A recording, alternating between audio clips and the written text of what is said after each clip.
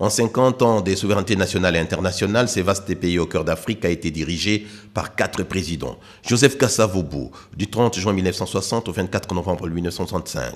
Joseph Désiré Mobutu, du 24 novembre 1965 au 16 mai 1997. Laurent Désiré Kabila, du 17 mai 1997 au 16 janvier 2001. Et enfin, Joseph Kabila Kabange, du 17 janvier 2001 à ce jour. Kasavubu a eu le mérite de doter le pays d'une constitution, d'une monnaie, mais aussi d'une réputation basée sur l'intégrité morale.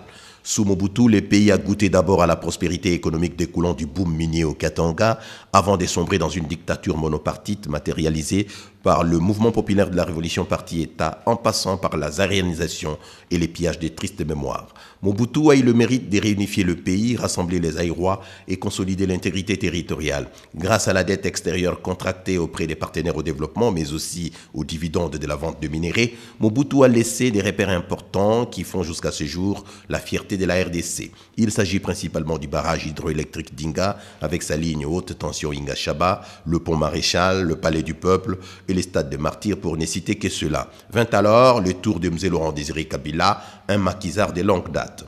Ce tombeur de Mobutu a bénéficié d'un appui populaire sans pareil dans toutes les provinces. En moins d'une année, ces troupes surnommées les Kadogo, entendez les enfants soldats à la gâchette facile, ont parcouru l'immense Congo à pied, de l'est à l'ouest.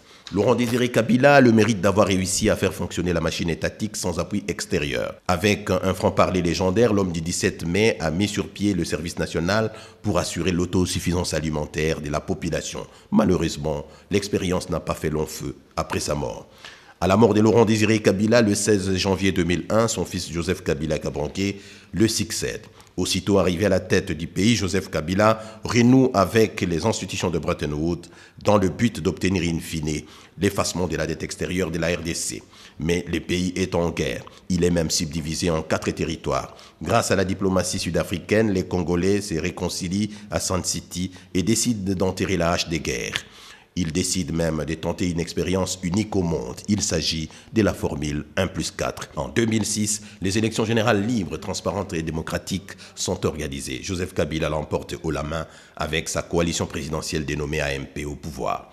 Joseph Kabila Kabange a le mérite d'avoir réunifié un pays morcelé, pacifier l'ensemble du territoire national malgré la persistance de quelques poches d'insécurité, organiser les élections libres, transparentes et démocratiques, consacrant ainsi l'alternance politique au pays. Le plus grand mérite de Joseph Kabila Kabange, c'est d'avoir amorcé courageusement, à travers un mécanisme de troc minéré contre les investissements chinois, des grands travaux de réhabilitation, des constructions, des infrastructures de base sur l'ensemble du territoire national, à travers une vision dénommée 5 chantiers. Aujourd'hui, la RDC, de l'est à l'ouest, du nord au sud, est un vaste chantier à ciel ouvert.